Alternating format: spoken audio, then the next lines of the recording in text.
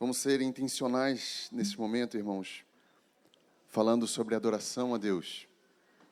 Colocamos um primeiro fundamento, que é a nossa entrega de tudo ao Senhor, porque nada acontece se tiver itens do Egito ainda, né? O Senhor nos liberta daquele mundo. Vocês lembram no deserto? O Senhor libertou aquele povo depois de tantas pragas, tantos sinais, e aquele povo no deserto começou a murmurar, com saudade das cebolas. Cebola é bom, mas o Senhor é melhor, né, pô? Esses tempos eu vi um irmão, eu acho que ele estava brincando, eu espero, mas ele contando assim, o Senhor me libertou daquele mundo horrível, daquela cerveja gelada. Pô, que isso, está com saudade?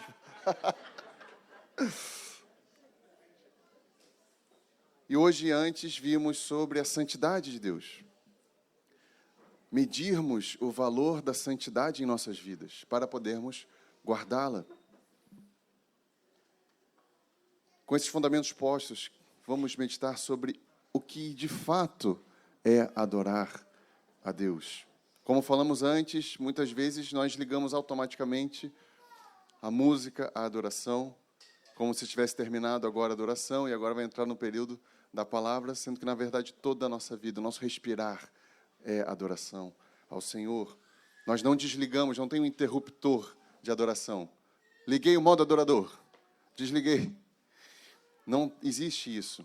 Nós somos adoradores o tempo todo ao Senhor, ou não.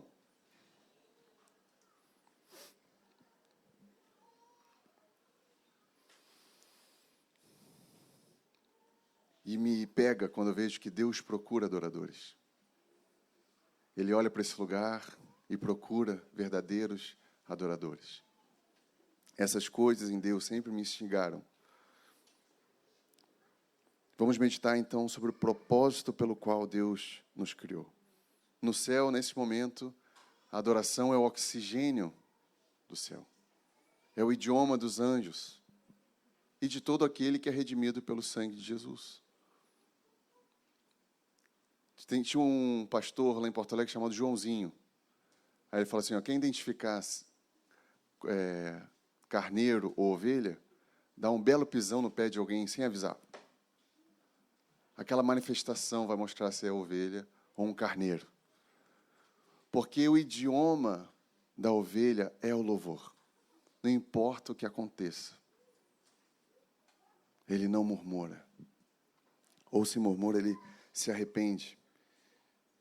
E nós vamos ver a adoração em 3 pontos. Pelo que adoramos ao Senhor, qual é o motivo que nos faz adorar o Senhor.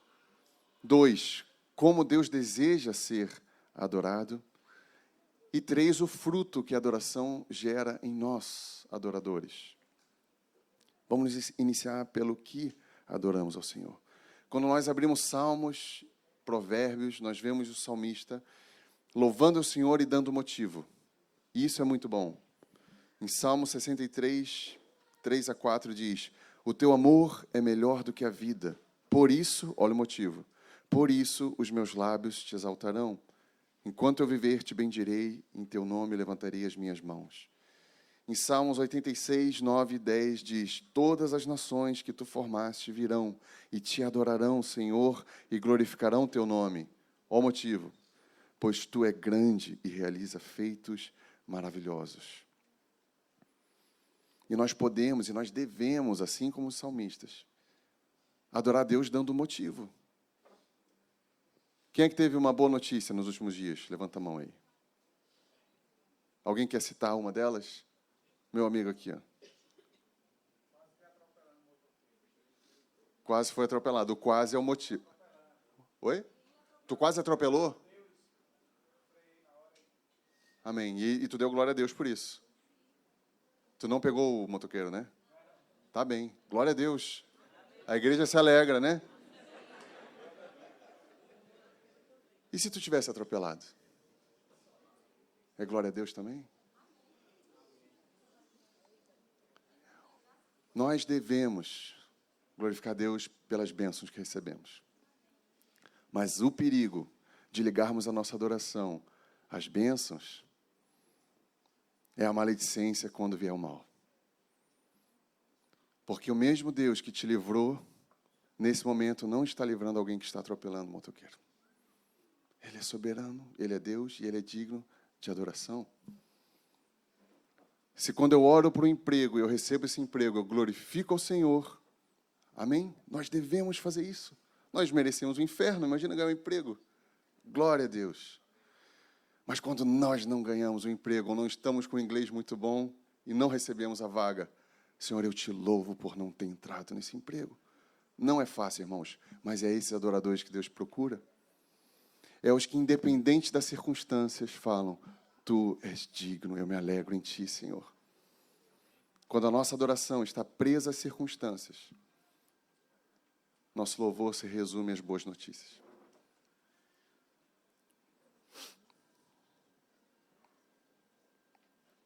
Para mim foi uma libertação o fato de... Por exemplo, falamos no início sobre a santidade de Deus, né? Eu cantei a vida toda que Deus é santo, e eu, assim, eu preciso compreender mais sobre a santidade de Deus. Outra palavra-chave que sempre me pegou é digno. Digno de glória. É digno, digo, tá, mas por que ele é digno? E eu sou esse cara chato que eu preciso compreender para cantar, eu não quero cantar por cantar. E quando eu compreendi, irmãos, aqui, a dignidade do Senhor, foi libertador. É um Cacilhas antes e um depois disso.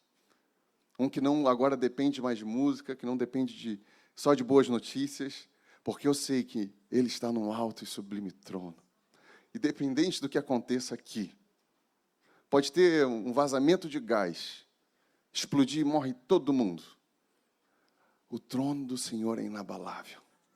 Ele segue sendo glorificado.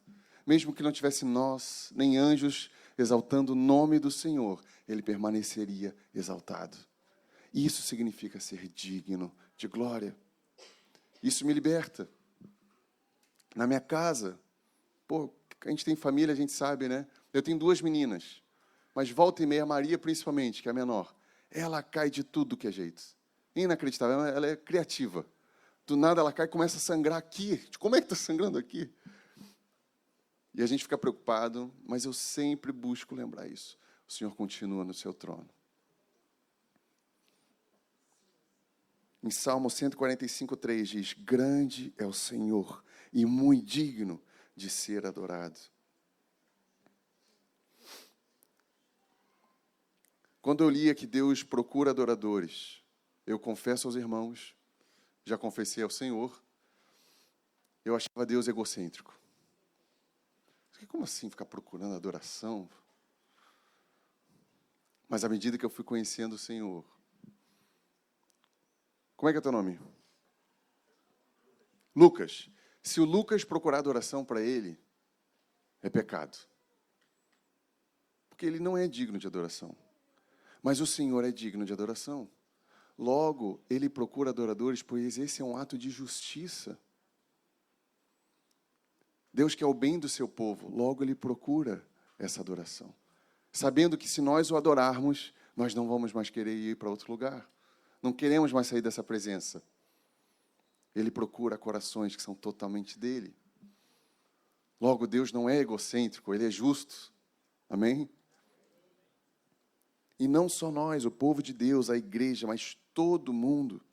A palavra fala, todo ser que respira, louve ao Senhor. O mundo peca não só por estar distante ou fazendo atos pecaminosos, mas por não estar intencionalmente adorando ao Senhor. Nós e o mundo devemos glória àquele que é digno. Em Romanos 1:20 diz, pois desde a criação do mundo, os atributos invisíveis de Deus, seu eterno poder, sua natureza divina, têm sido observados claramente, podendo ser compreendido por intermédio de tudo que foi criado, de maneira que tais pessoas são indesculpáveis.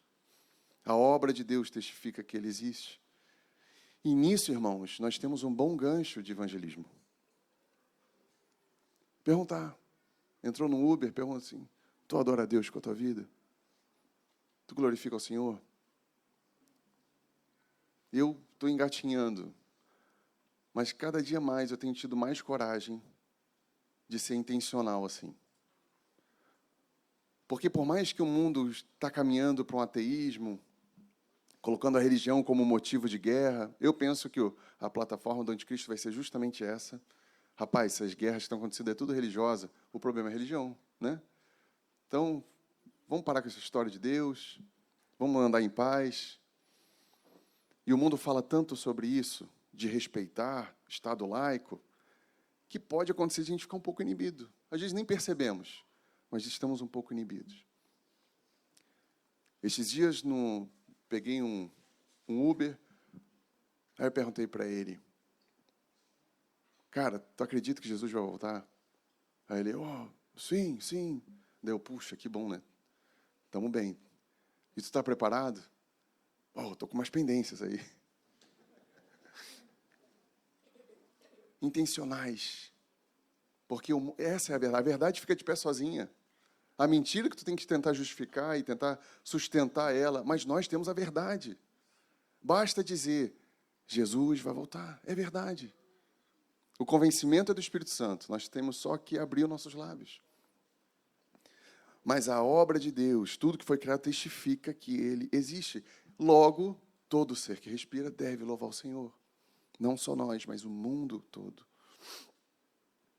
Em Apocalipse 4:11 diz, Tu, Senhor e Deus nosso, és digno de receber a glória, a honra e o poder, porque criaste todas as coisas, e por Tua vontade elas existem e foram criadas. Deus tem a sua glória como direito.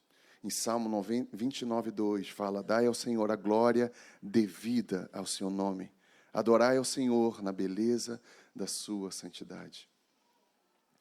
Como vocês sabem, eu contei antes, eu trabalhei por 11 anos como representante comercial de cosmético, batendo de porta em porta. Só que eu também já sou um músico profissional, no sentido de fazer trabalhos profissionais há muitos anos. Eu tenho estúdio há muitos anos. Então, eu tinha jornada dupla. A minha esposa sempre brincava na roda das irmãs. Quando falava de comprar alguma coisa, ela assim, eu posso comprar, meu marido tem 2 empregos. Só que um era músico, né? Então, é mais ou menos. Então, eu literalmente tinha 2 empregos. Trabalhava durante o dia atendendo de porta em porta e, à noite, muitas vezes, eu ia para o estúdio. Uma vez eu peguei um projeto que eu tinha que entregar naquele dia. Trabalhei o dia inteiro. E aí, à noite, eu lembro que era umas 9:30 da noite, eu estava fazendo a edição. Edição é uma coisa... Porque a música parece algo tudo romântico, né? Só que tem muita parte braçal, cansativa, de edição, de afinar. E aquele dia eu estava exausto, irmãos.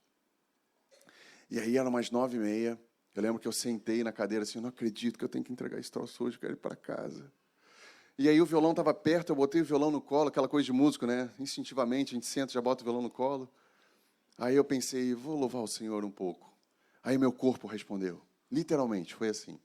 Não audivelmente, né? Internamente. Meu corpo responde assim, que louvar, meu amigo.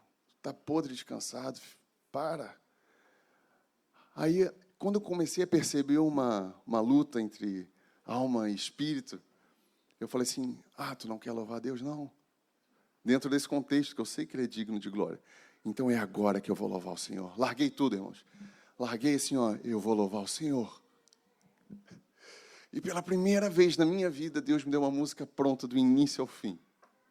Que ela fala, eu não o louvo porque me faz feliz. Eu não te louvo porque nada me falta. Eu sim te louvo porque digno é Jesus. Um cântico que brotou espiritualmente do meu coração, um clamor do Espírito. Essa é a função do Espírito Santo, é glorificar o Filho, né? E usou aquele cara que estava cansado, mas que decidiu adorar o Senhor. E vem um cântico que para mim é importante na minha história. Eu lembro dele o tempo todo, quando eu estou cansado. Quando eu me dou ao luxo de dizer que eu estou cansado.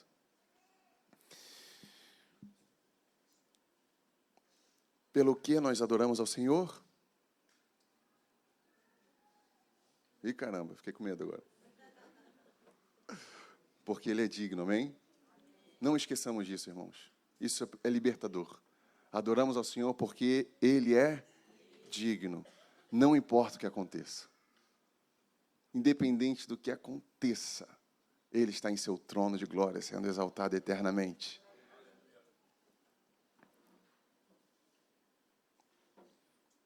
Como nós devemos adorar a Deus? Será que basta a sinceridade do nosso coração? Eu já ouvi muito essa frase. Não vem me julgar, não. Deus conhece o meu coração. Deus estabelece como Ele é adorado. Ele é o Senhor. É claro que Ele procura corações sinceros, mas a forma é Ele que dita. João 4, vamos abrir juntos? João 4, 19 a 23.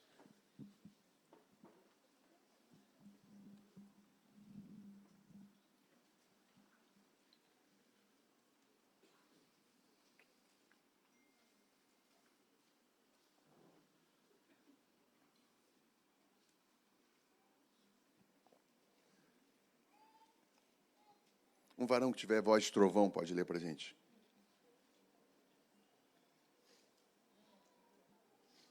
Agora eu inibi, né? Voz de trovão. Se ele lê, ele se considera com voz de trovão, né? Não, uma voz normal, mais alta.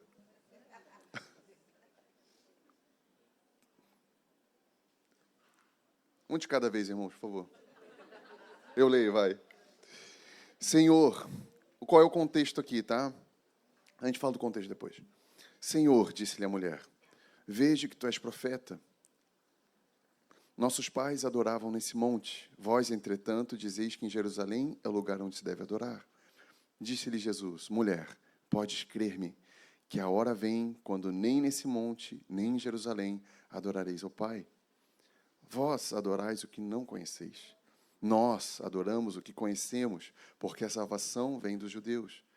Mas vem a hora, e já chegou, em que os verdadeiros adoradores adorarão o Pai em espírito e em verdade, porque são esses que o Pai procura para os seus adoradores. Deus é espírito, e importa que os seus adoradores o adorem em espírito e em verdade. O que significa isso que Jesus falou para essa mulher? Falamos antes, mas vou só relembrar. Aqui, essa mulher era uma prostituta, possivelmente, porque Jesus fala que ela tinha 6 maridos, né? Ela era uma samaritana. Samaria era a capital do reino do norte e Jerusalém, capital do reino do sul. Houve uma divisão onde aquele povo do norte e do sul viraram inimigos, samaritanos e judeus.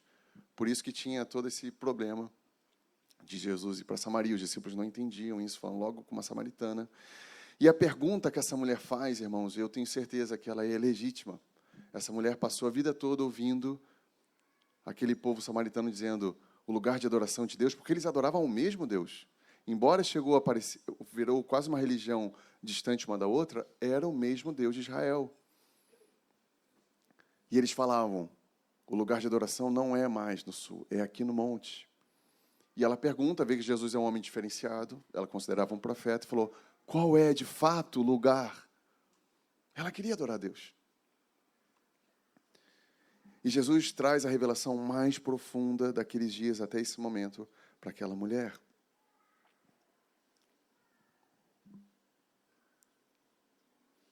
E mesmo essa mulher sendo uma adoradora e desejando adorar a Deus, Jesus fala que Deus procura adoradores.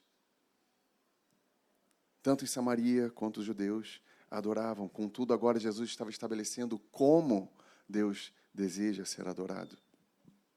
Nós não decidimos por nossa cabeça a maneira de adorar a Deus. Ele é quem diz a forma.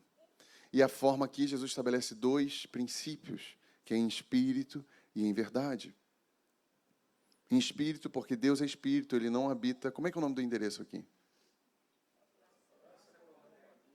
Praça Coronel Padilha, o lugar dos entulhos. Né? Só agora.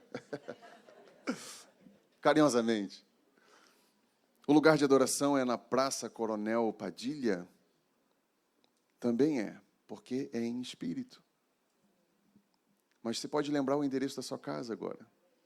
É o lugar de adoração. Lembra do seu carro? É o lugar de adoração. Lembra diante da discussão com a tua esposa? Esse é o lugar de adoração que Deus mais gosta. Porque, como falamos antes, aqui é muito gostoso, aqui é prazeroso. E que bom que Deus nos dá esse alento de quando nos reunir, ter a presença dEle.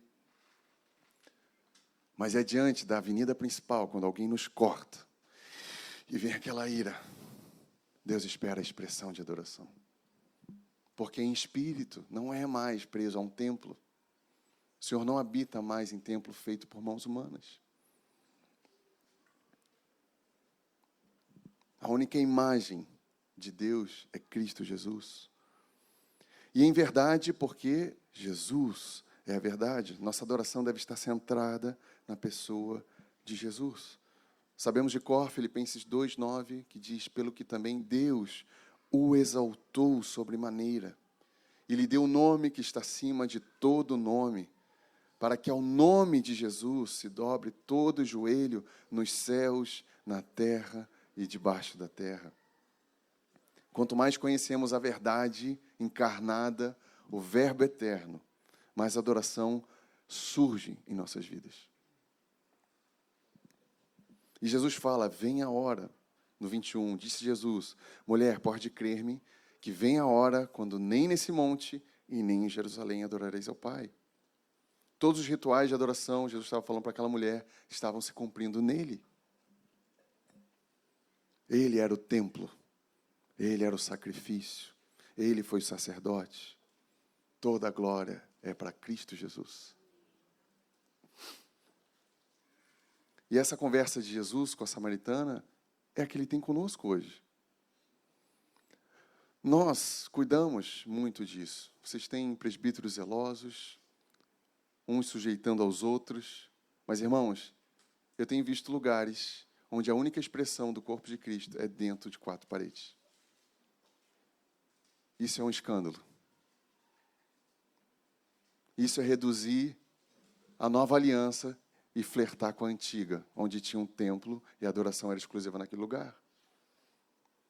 Deus nos abriu um novo e vivo caminho. Não tornemos comum a adoração ao Senhor. Deus ama quando fechamos a nossa porta e temos um tempo em secreto com Ele. Mas aqui é maravilhoso. Eu não estou diminuindo o nosso louvor aqui, só mostrando que a adoração em espírito não se resume só a esse lugar. E aqui é interessante, porque esses 2 princípios que Jesus estabelece com a samaritana, pessoas que viram Jesus, que Ele era o Rei dos Reis, o Senhor dos Senhores, elas adoraram em espírito e em verdade.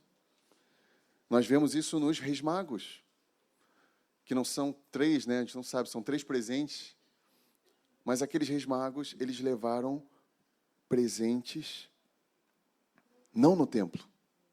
Eles não foram no templo. Eles foram aos pés daquele menino levar seus presentes, ou logo adoraram em espírito. Não existia adoração fora do templo. E adoraram em verdade porque eles levaram a verdade. Vemos isso na multidão declarando, Hosana ao filho de Davi. Eles estavam adorando em espírito, porque isso era numa rua, na praça. E adoraram em verdade, porque estavam adorando o Rei Jesus. Os discípulos, quando veem Jesus caminhando sobre as águas, que essa é uma história, tem histórias na Bíblia que a gente já ouviu tantas vezes, a gente assim, Jesus andou sobre as águas, né? Porra, isso é impressionante, isso é um milagre dos milagres. Aqueles discípulos, quando veem Jesus andando sobre as águas, eles achando que era fantasma. Quando Jesus entra no barco, isso está em Mateus 14:33, eles falam, verdadeiramente és filho de Deus. Essa frase tem muita adoração envolvida. Reconhecimento que aquele carpinteiro era o Rei dos Reis. Adoraram em espírito e em verdade. As 2 Marias, ao perceber que era ele, está lá em Mateus 28:9, elas aproximando-se, quando Jesus aparece em carne, ressuscitado para elas aproximando-se, abraçaram-lhe os pés e, aqui fala intencionalmente, o adoraram. em espírito e em verdade. Jesus não tinha falado o que falou para a samaritana, para todos esses que a gente viu aqui, mas há uma comunicação do Espírito Santo que nos leva a adorar em espírito e em verdade. E aqui, Lucas 7:36 a 48, para mim, a expressão mais linda e mais romântica de adoração no Novo Testamento. Vou ler para os irmãos. Convidou um dos fariseus para que fosse jantar com ele. Jesus, entrando na casa do fariseu, tomou lugar à mesa. E eis que uma mulher da cidade, pecadora, sabendo que ele estava à mesa na casa do fariseu, levou um vaso de alabastro com unguento. E estando por detrás aos seus pés, chorando, regava-o com suas lágrimas, e o enxugava com os próprios cabelos, e beijava os pés de Jesus, e ungia com unguento. Ao ver isso, o fariseu que o convidara disse consigo mesmo: se esse fora profeta, bem saberia quem é essa mulher que lhe tocou, porque é pecadora. Jesus olhou para ele e respondeu: Simão, uma coisa tenho a dizer-te. Ele respondeu: dize-a, mestre. Certo credor tinha 2 devedores. Um lhe devia 500 denários e o outro 50. Não tendo nenhum dos 2 com que pagar, perdoou-lhe ambos. Qual deles, portanto, o amará mais? Respondeu-lhe Simão: suponho aquele a quem mais perdoou. Replicou-lhe Jesus: julgaste bem. E voltando-se para a mulher, disse a Simão: vês essa mulher? Entrei na tua casa e não me deste água para os pés. Essa, porém, regou os meus pés com as suas próprias lágrimas e os enxugou com seus cabelos. Tu não me deste ósculo. Ela, entretanto, desde que entrei, não cessa de beijar meus pés. Tu não ungiste a minha cabeça com óleo, mas essa com bálsamo ungiu os meus pés. Por isso te digo, perdoado-lhe são os seus muitos pecados, porque ela muito amou. Mas a quem pouco ama, quem pouco perdoa, pouco ama. Então Jesus olhou para a mulher e disse: perdoados são os teus pecados.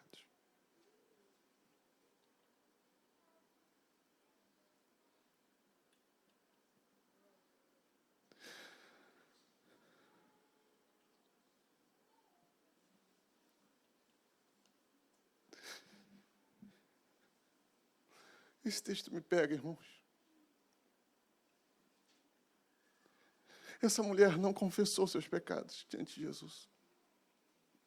Ela não abre a boca. Jesus olha para ela e fala: perdoados estão os teus pecados. Aquele ladrão da cruz não confessou seus pecados. E a única pessoa que nós temos certeza que vai ser salva é ele, que Jesus falou: hoje mesmo estará comigo no paraíso. Isso fala muito comigo, irmãos. A visão clara, cristalina, que de Jesus é o Rei dos Reis, é o que mais precisamos ter. Muitas vezes eu, na juventude, com os textos que são palavra de Deus, confessar nossos pecados, aquele que confessa, um provérbio, aquele que confessa suas transgressões e as deixa, alcança a misericórdia. Tiago fala: confessar os pecados uns aos outros, orar uns pelos outros, tudo isso é palavra de Deus. Mas como eu virei um legalista nessa área? Então eu caí em impureza e eu confessava para o meu discipulador. Aí 2 dias depois eu caía de novo, daí, para não pegar mal com ele, eu confessava com outro irmão. Aí eu ia pipocando, assim. Para voltar nele, ele achou assim: faz 1 mês que não pega. Ai, Jesus, que hipócrita. Mas aquela mulher, quando a Bíblia fala pecadora, é prostituta. Provavelmente aquela mulher comprou aquele perfume caríssimo com o dinheiro que ela ganhou vendendo o seu corpo. Mas ela sabia que Jesus estava naquela casa do fariseu. Pensa num lugar que aquela mulher não deveria ir. Mal vista, nada bem-vinda. Eu imagino aquela mulher olhando para baixo, e tira um, e tira outro, e sai de um. Nada impediu aquela mulher de se dobrar diante dos pés do Senhor. aquela mulher beijando os pés de Deus. E aquele fariseu limpinho, senhor da lei, fala baixinho, consigo mesmo, como diz o texto. Se esse aí soubesse quem é essa mulher, esse cara não é profeta, coisa nenhuma. Jesus, que de bobo não tem nada, conseguiu ouvir esse pensamento, criou uma parábola na hora para Simão. E eu penso, irmãos, que aquele homem que se sente limpinho, muitas vezes, eu pareço com esse cara. E me dá uma dor imaginar que eu não lavei os pés de Jesus. E trazendo para a nossa realidade, é lavar os pés uns dos outros. É hospedar anjo sem saber. É expressar amor com quem nada vai nos dar em troca. Esse é Jesus que está por aí. Essa mulher, para mim, é um exemplo máximo de adoração a Deus.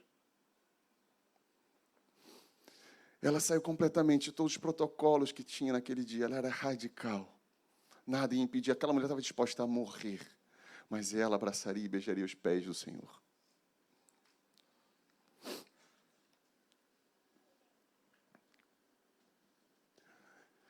Vamos falar de música? Até agora, todas essas expressões de adoração não têm um acorde. Por isso que me choca um pouco essa realidade que a gente vê hoje de adoração ser quase igual à música. Não é, irmãos. Se fosse, estaria claramente aqui. Adoração é a expressão que nós temos, a nossa reação diante da presença de Deus. Às vezes a gente não sente nada. Jesus fala, 2 ou 3 reunidos no meu nome, eu estou presente. Quando vocês ficam arrepiados. Jesus não fala isso. Quando Judas chega naquele lugar para mostrar quem é Jesus para aqueles centuriões romanos, ele procura Jesus e dá um beijo em Jesus. Jesus não era um ser iluminado, com uma roupa branca distinta dos outros, era um homem como nós. O que eu quero dizer, muitos naqueles dias não sentiam nada diante do próprio Deus encarnado.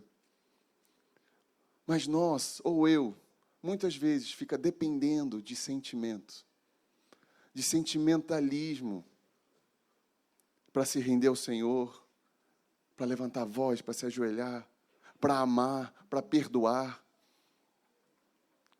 Nós não precisamos de sentimento algum. Precisamos obedecer ao Senhor.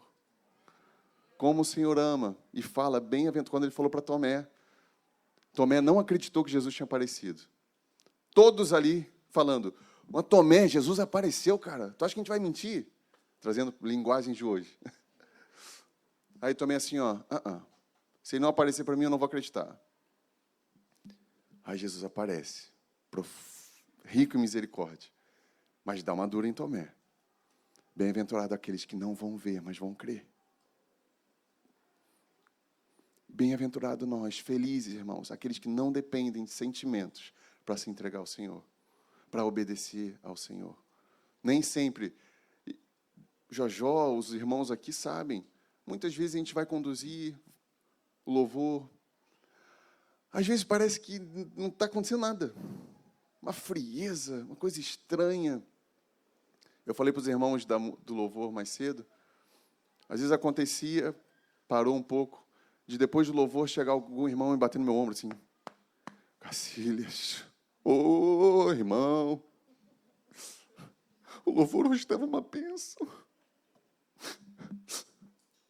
Aí eu respondo sempre a mesma coisa. Meu irmão, quando não é uma bênção? Porque hoje tu foi tocado, porque hoje tu está cheio, foi uma bênção? Sempre é uma bênção, meu irmão. A gente sempre está declarando que Jesus morreu, ressuscitou por nós. Quando não é uma bênção, irmãos?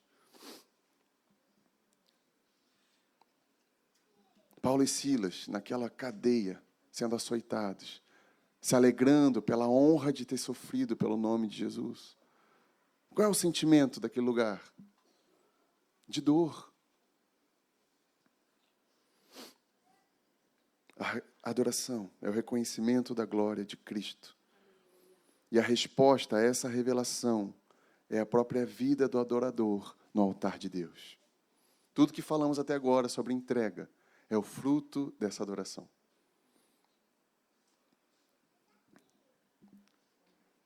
Mas tudo bem, vamos falar um pouco de música.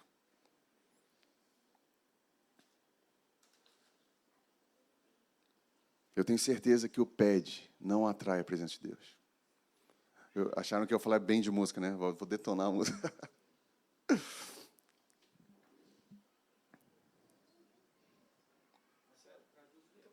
Desculpa. Pad é aquele som contínuo pad, que ele não termina. Como se fosse um coral de anjos. São elementos que hoje se usa muito. Irmãos, não vou ser hipócrita, eu uso nas minhas produções pad, tá?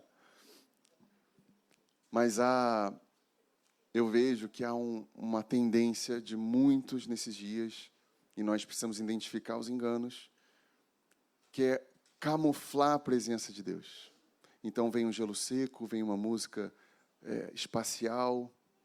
Irmãos, a música toca a nossa alma de uma forma poderosa. Tem um irmão em São Paulo, que eu andei uma época junto, um grande músico, muito famoso. E ele falava, eu consigo fazer qualquer pessoa chorar. Com o poder da música. Agora, isso é mal? Depende. Se eu tenho uma arma em casa, um bandido vem matar minha filha, eu mato ele, eu usei aquela arma para o bem. Não quero entrar em polêmica aqui. Não é nada disso. Mas eu posso usar essa arma para o mal. É subjetivo dizer que a arma é ruim, certo? Logo, o poder que a música tem, eu não posso dizer que é mal. Deus fez. Deus que criou a música com esse poder de entrar em nossa alma, de abrir portas que sem ela não são abertas. Mas nós estamos diante do Rei dos Reis. Agora, falando com os músicos, precisamos de responsabilidade. Nós herdamos uma tradição litúrgica, todos nós aqui. E a liturgia é algo importante. Quando Paulo fala lá em 1 Coríntios 14, quando vos reunir, cada um tem, ele está trazendo uma liturgia, uma ordem para o culto. O nosso Deus é um Deus de ordem. Contudo, precisamos vigiar para que a nossa liturgia não diminua a glória e a manifestação do Espírito livre entre nós. Reduzir a adoração a um momento é reduzir o preço que foi pago na cruz. Não reduzamos, não diminuamos. Sai! Que palavra eu uso? Não vamos reduzir a adoração ao Senhor que custou o preço do seu Filho a esse momento maravilhoso que acontece aqui. Amém? A gente usufrui dele, mas não diminui.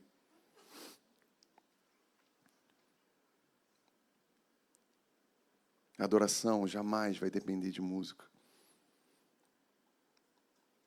Jesus não falou para aquela mulher,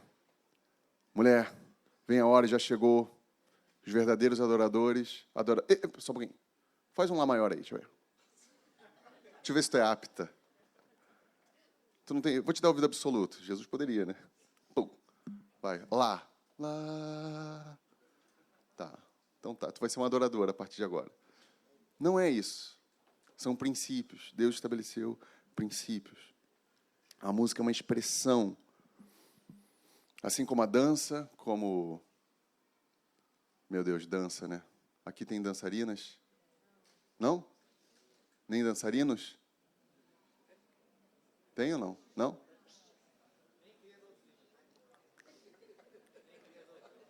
Amém. Só para saber o que eu falo a partir de agora. Não, só para descontrair com um testemunho, na real. Um dia eu fui ministrar num lugar, aí tinha ministério de dança, e, meu irmão, para mim, hoje não estou em tanto lugar tão bizarro que dançar não... Eu não gosto de qualquer forma. Mas aquele dia tinha um grupo lá e tinha o dançarino. Misericórdia. Tudo que vocês imaginaram é isso aí mesmo. Aí eu pedi Olha, irmão, eu tenho só uma condição para ministrar hoje aqui. Não ter nenhum dançarino. Rapaz, não posso fazer isso. Acho que Andalé vai encabular os irmãos. Eu disse, não, tranquilo. Pô, foi muito bom ter vindo, obrigado. Aí tiraram o cara. A gente tem que se posicionar, irmãos. Se a gente não se posiciona, o diabo corre solto aí. E não é fácil, muitas vezes.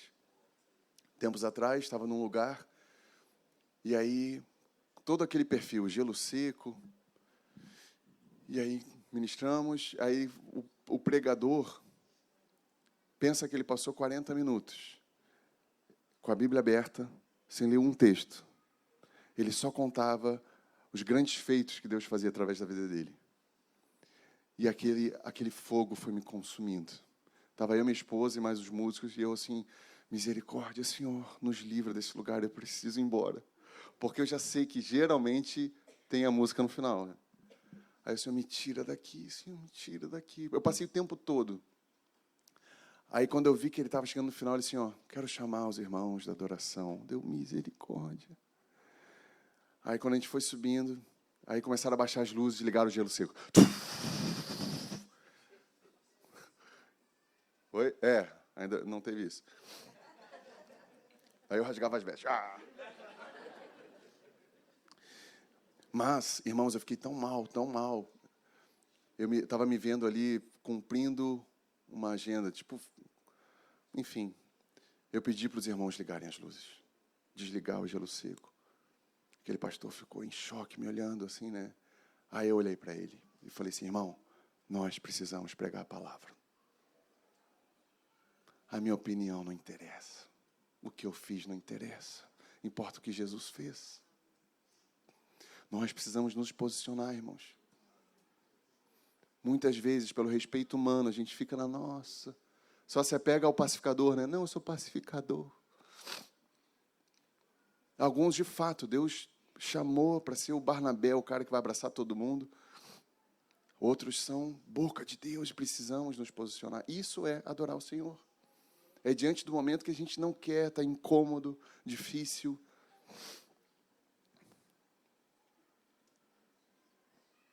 Enfim, mas os organizadores desse evento depois me chamaram. Eu fui com colete à prova de balas, né? E pediram perdão. Ou seja, Deus ganhou aquele lugar, aquelas pessoas. Amém. A música não provoca adoração. Adoração é reconhecimento e entrega, como foi falado hoje aqui. Não requer sentimentos, mas visão de quem Deus é e obediência.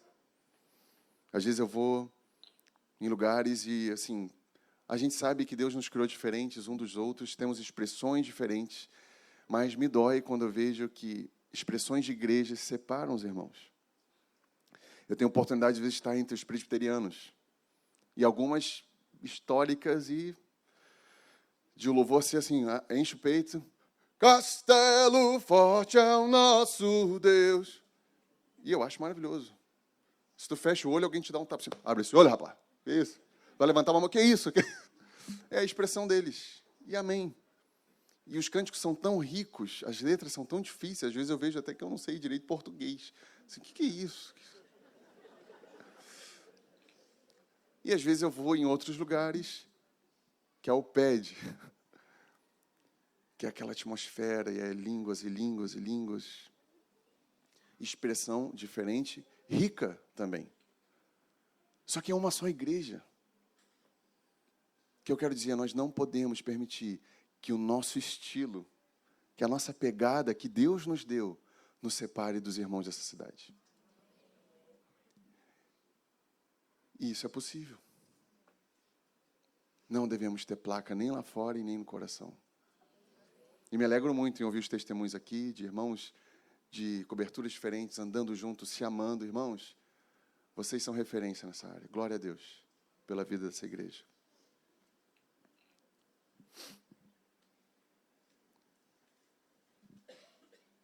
O que importa não é a expressão, não é o nosso DNA de como vamos nos expressar na adoração, mas estarmos vivendo em espírito e em verdade. E há um perigo também do adorador profissional Eu falo para mim, que é o perigo do visual. Falamos um pouquinho entre os músicos isso. É muito fácil aparentar ser um adorador. Basta fechar o olho, levantar as mãos. Nós sempre precisamos lembrar que a gente está diante daquele que sonda o coração. Começamos esse encontro? Não. Cantamos do Marcos Witt. Teus olhos revelam. De fato, os olhos de Deus revelam. Ele vê tudo. Irmãos, a gente não precisa ficar todos de pé quando alguém manda aqui. Eu vou embora, então os tomates podem vir.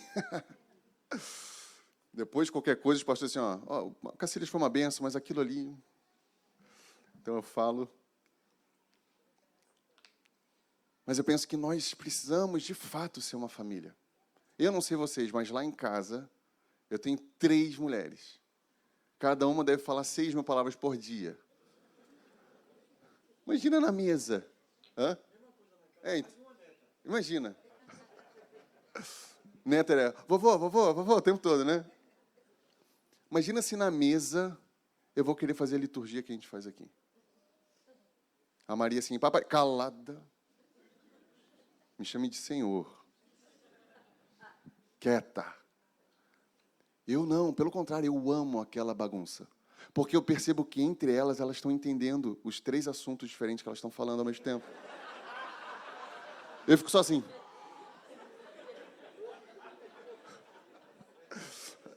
Às vezes a minha esposa olha para mim e ela está percebendo que eu não estou entendendo nada. Porque a Maria, ainda mais nova, ainda fala no idioma próprio dela, né? Papai é Guaraná de Catama. Aí a Lu, sério, filha? O que ela falou? Mas isso é vida em família. É vida livre, espontânea. Elas erram, são corrigidas. Só que, pelo menos lá em Porto Alegre, as pessoas, às vezes, parece que querem zelar muito pela sua imagem no corpo de Cristo. Aí não se expõe quase. Porque vai que alguém vê que falou alguma coisa errada. Vou abrir algo íntimo. Contei para o Paulo. Um dia lá em Porto Alegre, Ion estava ministrando e ele começou a falar assim, Lucas, tu tem uma palavra de Deus aqui, vem cá. Aí o Lucas assim, eu? Se tinha, esqueceu, né?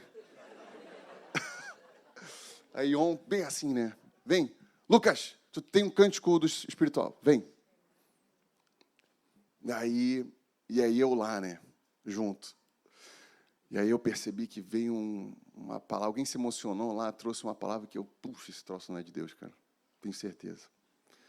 Aí o outro orou, deu assim, isso aqui talvez... Eu analítico, né?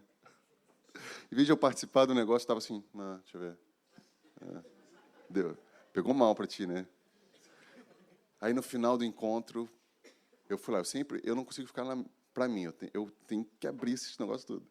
Aí eu falei assim, me perdoa. Mas teve muito troço que não foi de Deus, né? E se eu percebi, eu tenho certeza que tu percebeu. Isso faz anos, tá, irmãos? Aí ele falou assim, Cacilhas, eu vi. Mas tudo que foi de Deus, a gente não teria ouvido se eles não tivessem liberdade. Puxa vida, eu achava que os irmãos estavam saindo mal, eu que saí mal daquela história. Mas o que ele estava fazendo? Mostrando para os irmãos que nós somos uma família. A gente acerta, a gente erra, mas a gente é verdadeiro.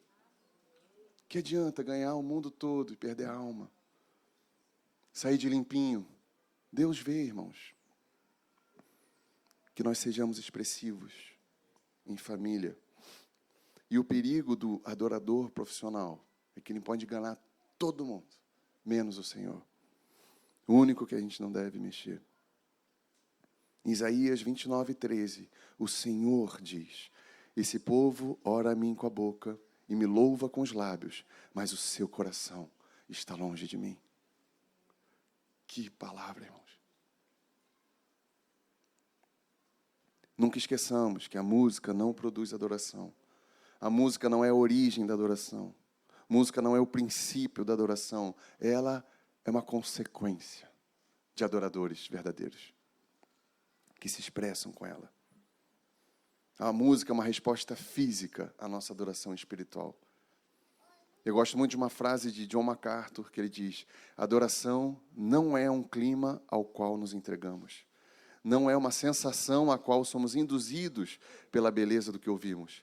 Adoração é uma atividade de nos ofertarmos a Deus.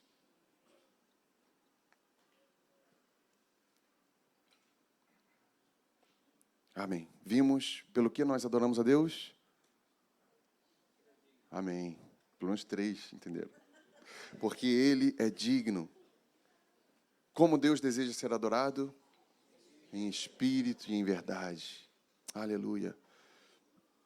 Vamos ver o fruto da adoração em nós. Vamos abrir Romanos 12, 1 e 2.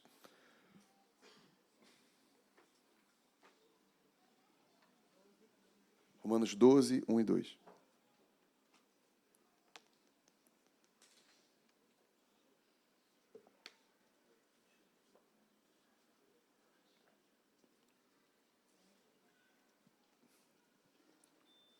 Portanto, irmãos, rogo-vos, pelas misericórdias de Deus, que apresenteis o vosso corpo como um sacrifício vivo, santo e agradável a Deus, que é o vosso culto racional. E não vos conformeis com esse século, mas transformai-vos pela renovação da vossa mente, para que experimenteis qual seja a boa, agradável e perfeita vontade de Deus. O apóstolo Paulo aqui, escrevendo aos irmãos em Roma, ele joga abaixo. Ele fala assim: irmãos, eu peço que vocês apresentem o corpo de vocês como sacrifício vivo, santo e agradável. Mas ele sabe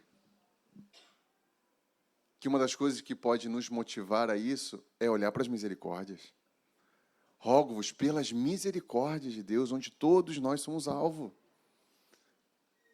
Paulo hoje orou pela refeição de manhã, agradecendo que antes de nós acordarmos, as misericórdias do Senhor já tinham se renovado. Paulo está falando por esse motivo. Quem é casado aqui? Então, olha para a tua esposa, teu marido. O nome disso não é cônjuge, é misericórdia. É cônjuge também. Mas nós não merecíamos ter uma pessoa nos aturando, os homens, né? As mulheres são pétalas maravilhosas.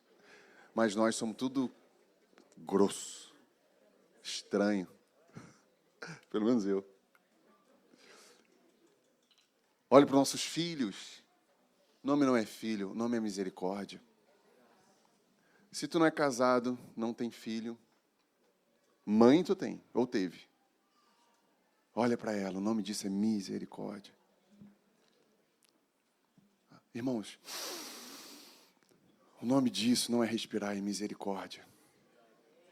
Paulo está falando assim, ó, está procurando motivo para se entregar? Olha para as misericórdias de Deus.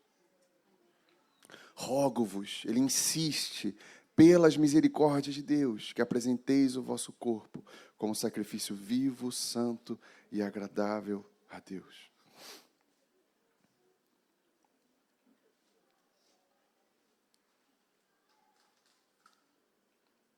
Não importa a nossa vontade, não importa o sentimento.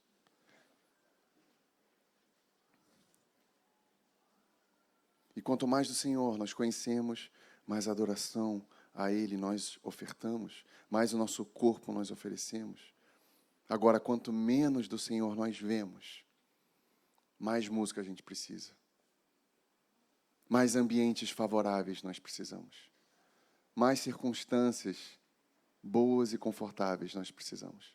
Agora, quando nós vemos o Senhor, nada mais importa. Tudo é bênção, tudo é graça. A gente não cantou isso? Tudo é graça? Cantamos ontem.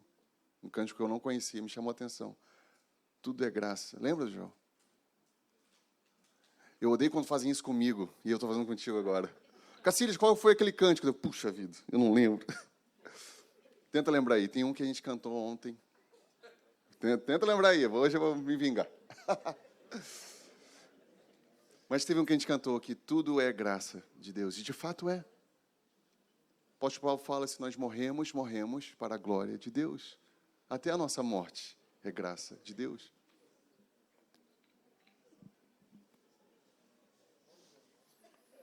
O tempo de sacrifícios terminou em Cristo Jesus. Ele foi o último e definitivo cordeiro que foi morto pela remissão dos pecados do mundo todo. Quando ele fala, apresentamos nosso corpo como um sacrifício, agora não é mais morto. Jesus foi o último sacrifício morto. Nosso sacrifício agora é em vida. Nos colocamos no altar de Deus. Santo não é um sacrifício de qualquer jeito, não. Deus nunca aceitou um sacrifício de qualquer jeito. Ele sempre pediu o melhor. O primeiro assassinato que aconteceu, irmãos, foi por causa dessa história. Vocês lembram? Caim e Abel. Caim tentando dar um migué no sacrifício. Abel dando o melhor. Esse sacrifício é vivo, ele quer que seja santo, como falamos antes, e agradável a ele. E esse é o nosso culto emocional. Pô, ninguém vai me corrigir? Racional. A gente está em família, gente. Não é uma entrega emocional. Ela é racional. Eu decido.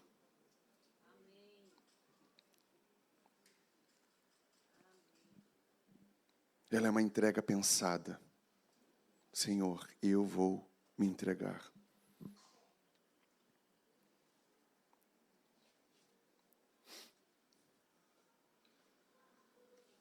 A adoração é essa forma de vida.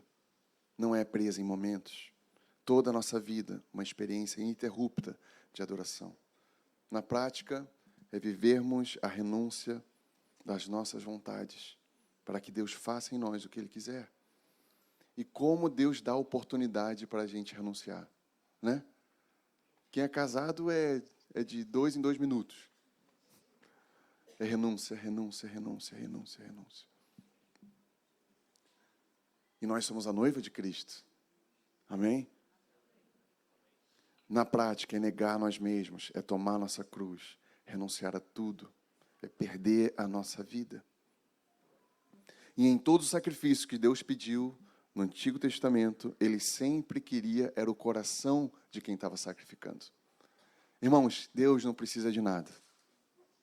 Quando Ele pede Isaac como sacrifício, não é porque estava faltando um Isaac no histórico de sacrifícios. Ele queria o coração de Abraão.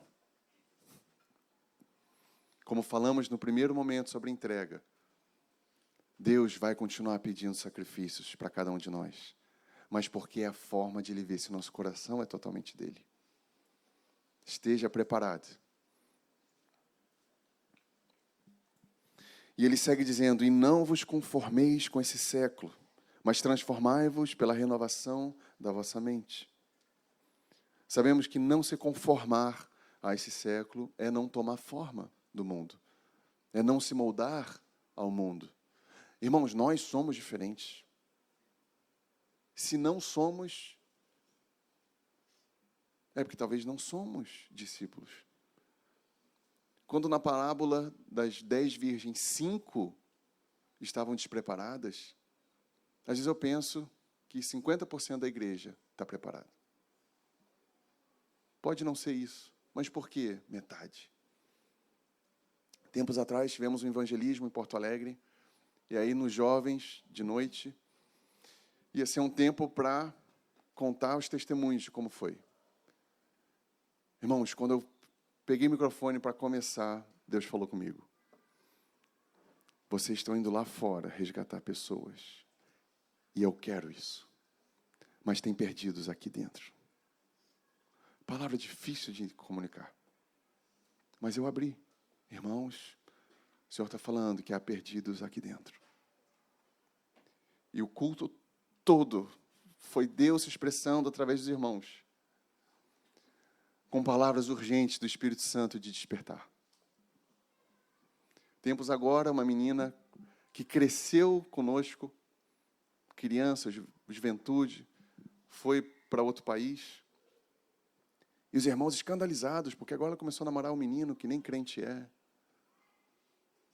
Irmãos, não me escandaliza. Porque é fácil, nós que crescemos em lar cristão, crescermos em meio a bengalas, chamado pai, irmão, mãe, irmãos, amigos. Só que chega um dia que Deus chuta essas bengalas. E aí nós vemos se nós de fato amamos o Senhor. Eu nasci num lar cristão, minha mãe foi uma mulher fiel, mas Deus chutou minhas bengalas um dia. Eu tive um encontro com Deus, de fato, quando eu estava muito longe da minha mãe e de todos os irmãos que eu cresci junto. E quando eu conto para minha mãe, quando eu conto não, às vezes eu falo e ela vê, ela me manda mensagem: ô filho, tu fala que tu se converteu com 23 anos, e a mamãe aqui, pô, tu ministrava louvor. Mas a revelação clara de quem é Jesus e que pode todo mundo negar o Senhor, eu sei que eu vou continuar olhando para o autor e consumador da fé. Isso teve um dia específico que aconteceu na minha vida. Muito porque a minha mãe plantou fé. Ela ensinou o filho no caminho que deve andar. Eu não me esqueci. Mas eu acho estranho quando nós trabalhamos há 2 anos numa empresa e ninguém sabe que nós somos discípulos na empresa. Eu acho estranho. Porque nós somos diferentes. Nós não mentimos. Nós nos humilhamos. Nós sabemos levar bordoada e não revidar. Isso é estranho. É um reino invertido. E essas coisas podem nos ajudar a mostrar se nós temos exalado o perfume de Cristo. As pessoas sabem. Meu vizinho de porta sabe que eu sou um discípulo de Jesus. Às vezes a gente se organiza, né? Eu vou fazer missões na África. Aí o vizinho de porta nem sabe que tu é discípulo. Tudo isso é adorar ao Senhor. Ser um testemunho vivo nesses dias. Nós não devemos nos conformar, nos moldar a este mundo.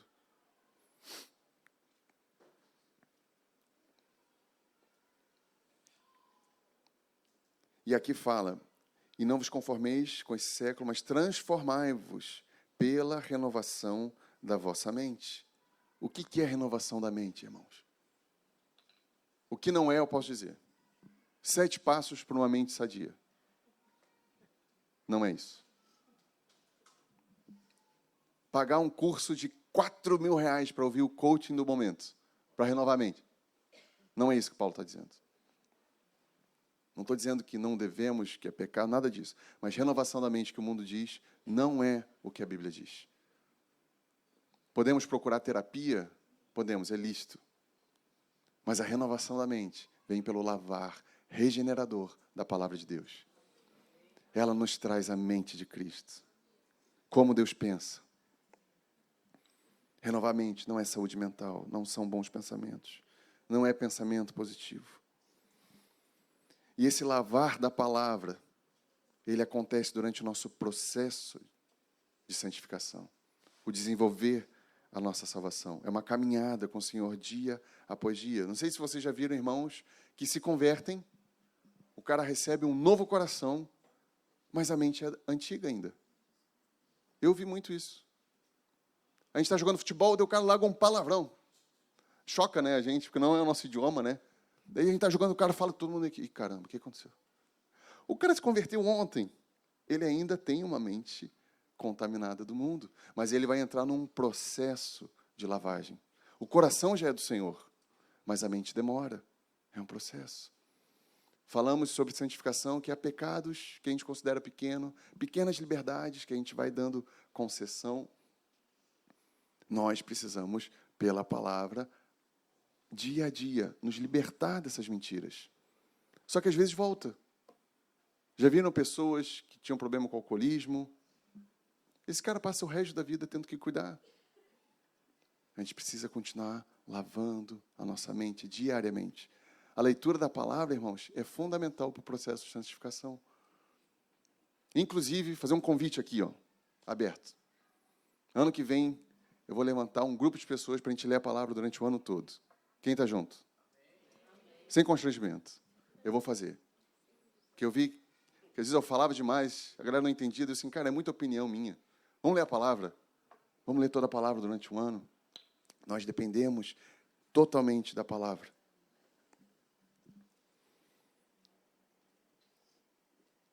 E nesse processo nós começamos a saber o que Deus quer, como Deus pensa, como Deus vê. Um tempo atrás, não sei se chegou aqui em Recife, mas tinha aquela pulseirinha da Hilson, o que Jesus faria. Teve aqui? Era em inglês, eram as iniciais e tal. Aí virou moda aquele negócio. Aí todo mundo usando a pulseirinha, lá em Porto Alegre começaram até a vender a pulseirinha. Aí parece que automaticamente, tu colocando a pulseirinha, agora eu sei que Jesus faria. Aí uma vez eu vi um ator da Globo, com a pulseirinha. O que ele fala que Jesus faria? É um Jesus que ele criou. Porque o único Jesus que nós conhecemos é o da Bíblia. E a palavra nos apresenta Cristo. Precisamos nos encher da palavra. Qual é o fruto da adoração em nossas vidas? Paulo termina dizendo: e iremos então provar qual é a boa, agradável e perfeita vontade de Deus. Irmãos, adoração é apresentar o nosso corpo como sacrifício vivo, santo e agradável a Deus. É nós sermos o próprio sacrifício no altar de Deus. E Deus, de quebra, nos revela qual é a sua boa, perfeita e agradável vontade. Quando eu entendi isso, às vezes a gente tem muitos questionamentos. Do nada, abrem duas portas. E é sempre ao mesmo tempo. Qual que eu abro? Essa ou essa? Aí tu vai para a roda de conselheiros. Aí os irmãos falam assim, olha, essa aqui tu vai ter isso, né? Essa aqui tu vai ter isso. Aí tu, puxa, e agora? Te vira. Eu tenho descansado no Senhor ao ler esse texto. Quanto mais eu apresentar meu corpo como sacrifício vivo, mais eu vou conhecer a boa e perfeita vontade de Deus. O fardo se torna leve. Eu relembro que eu estou debaixo da sombra das suas asas, guardado, cuidado pelo Senhor. Eu não tento acelerar processos. Uma das coisas que mais impede a gente viver os planos de Deus é quando a gente tenta antecipar eles. Isso acontece muito em casamento, às vezes. Não quer esperar, não quer esperar, não quer esperar. Asaf tem uma música que fala, não acordeis o amor até o seu tempo chegar. Tempo de graça e de beleza, que tenha sua hora e lugar. Asaf é um poeta, né? Puxa vida. Amém, irmãos? Adoração é o propósito pelo qual nós respiramos.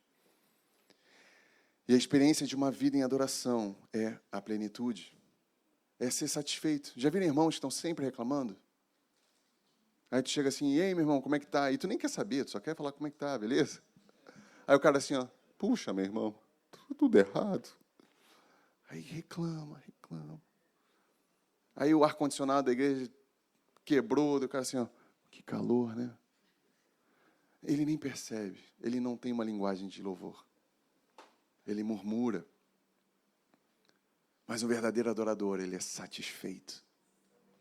Ele é satisfeito ao ver o Senhor. É aquela mulher pecadora. Ela estava satisfeita, porque sabia que Jesus estava lá e ela ia encontrar com ele. Um adorador tem as suas murmurações silenciadas. Um adorador está permanentemente grato ao Senhor. Nada lhe falta.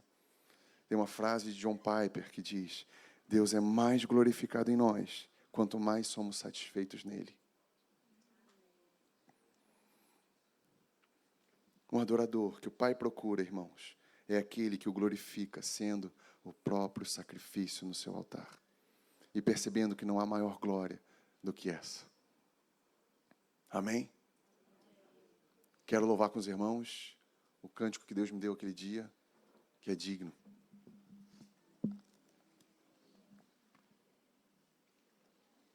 Quero convidar os levitas do Senhor. Toda a igreja. Sacerdócio real. Todos somos sacerdotes, amém?